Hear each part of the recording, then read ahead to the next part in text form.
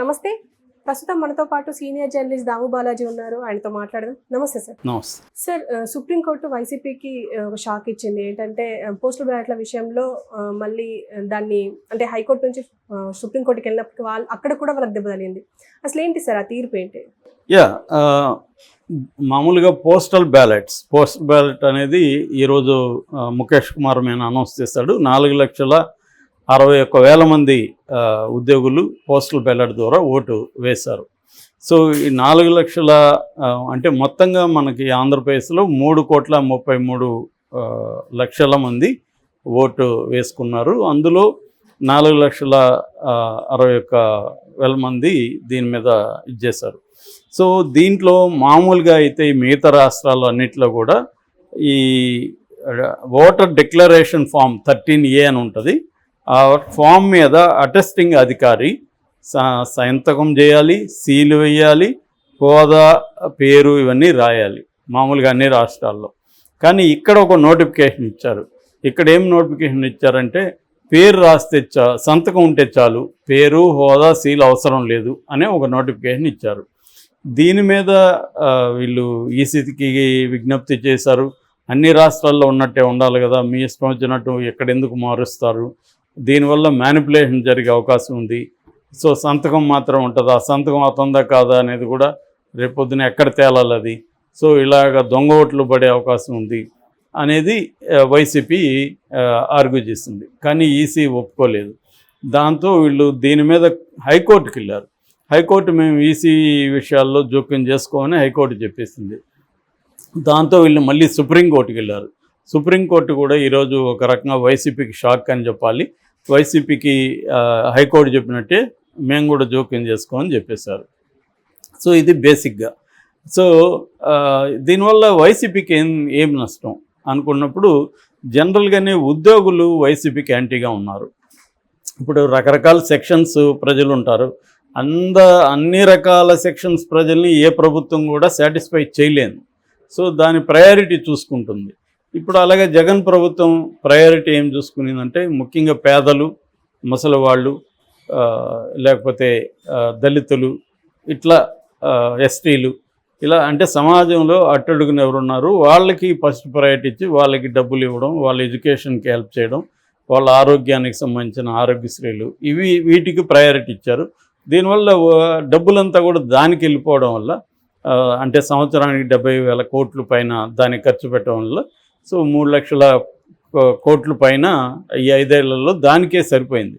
దీనివల్ల ఏమైందంటే ఉద్యోగులకి ఇవ్వాల్సిన కొన్ని ఇవ్వలేకపోవడం, తర్వాత వాళ్ళ పాత పెన్షన్ స్కీము అమలు చేస్తానని ఆయన హామీ ఇచ్చి చేయలేకపోవడం, తర్వాత ఇంకా టీచర్ల విషయానికి వస్తే స్కూళ్ళని ఆయన డిసిప్లిన్గా తీసుకురావాలి, ఇంగ్లీష్ మీడియం పెట్టడం వల్ల ఏమైందంటే అప్పటి వరకు ఏం జరిగేదంటే మేము కూడా ఒక ఎన్జిఓ తరఫున కుప్పంలో 32 స్కూళ్ళని రీసెర్చ్ చేసి సర్వే చేసి ఒక రిపోర్ట్ ఇచ్చాం చంద్రబాబు పీరియడ్లో.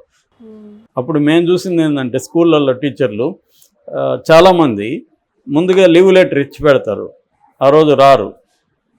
ఒకవేళ ఇన్స్పెక్షన్ వస్తే లీవ్ లెటర్ చూపిస్తారు, ఇన్స్పెక్టర్లు రాలేదనుకో చించేస్తారు. అంటే వీడు రాకుండానే అటెండెన్స్ పడిపోతుంది.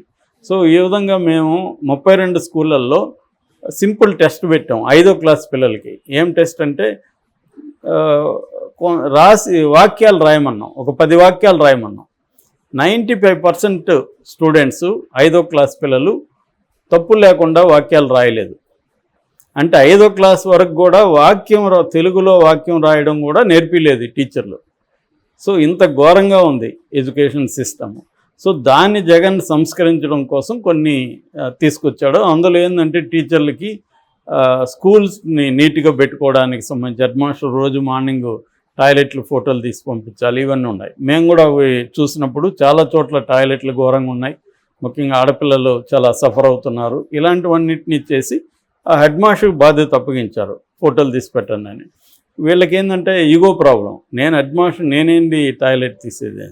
సో ఇలాంటి ఒక కోపం పెరిగింది. అట్లాగే బయోమెట్రిక్ పెట్టి ఇప్పుడు ఈ లీవ్ లెటర్ల స్కీమ్ ఉంది కదా నేను చెప్పిన స్కాము, అది ఇంకా కుదరదు. ప్రతి ఒక్కరు టైంకి హాజరవ్వాలి, బయోమెట్రిక్ పెట్టేశారు, ఇవన్నీ ఉన్నాయి. సో వీటి వల్ల ఏమైందంటే వాళ్ళకి ఒక కోపం అనేది మొదలైంది.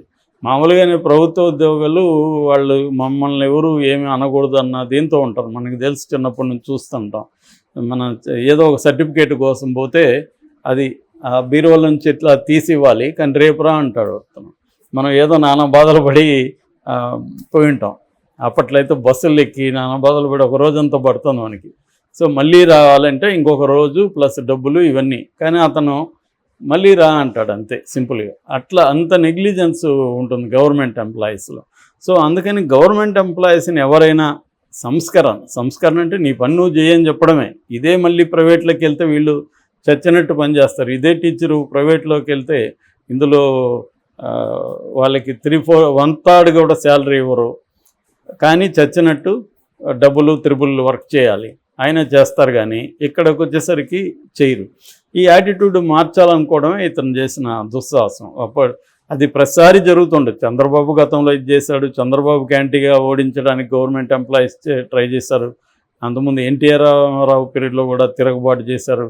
ఈవెన్ మన జయలలిత పీరియడ్లో అరెస్టులు కూడా చేయించింది. ఇవన్నీ గవర్నమెంట్ ఉద్యోగులకి ప్రభుత్వానికి మధ్య గొడవలు అనేది కామనే. సో అదే పరిస్థితుల్లో ఇప్పుడు జగన్కు వ్యతిరేకంగా ఈ 4 లక్షల మందిలో 70% వరకు జగన్కు వ్యతిరేకమైన ఓటు వీళ్ళు వేసి ఉంటారనేది ఇవాళ వస్తున్న లెక్క. అందువల్ల ఇప్పుడు ప్రతి ఓటు ఇంపార్టెంటే టైట్గా ఉన్నప్పుడు.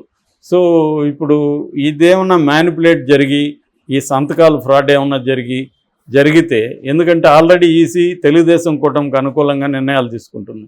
ఇది క్లియర్గా ఇప్పుడు ఈసీ తను రూల్ బుక్కి బైడ్ అయ్యి అన్ని రాష్ట్రాల్లో ఎలాగుందో అలాగే ఉండాలి కదా, ఇక్కడెందుకు మారింది, దానికి ఆన్సర్ లేదు.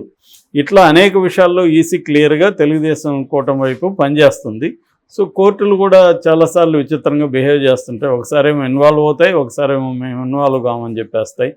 సో మొన్నేమో ఫండ్స్ ఇచ్చే విషయంలో ఏమో ఇన్వాల్వ్ అయినాయి, కానీ ఈసీ పట్టించుకోకపోయినా కోర్టు ఏం చేసింది ఏం లేదు. ఇప్పుడేమో మేము ఇన్వాల్వ్ కామంటున్నాయి.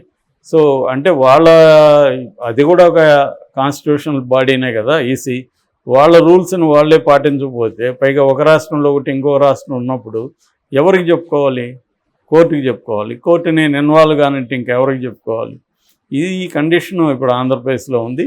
దీన్ని వైసీపీకి షాక్ అంటున్నారు, కానీ నాకు తెలిసి డెమోక్రసీకే షాక్.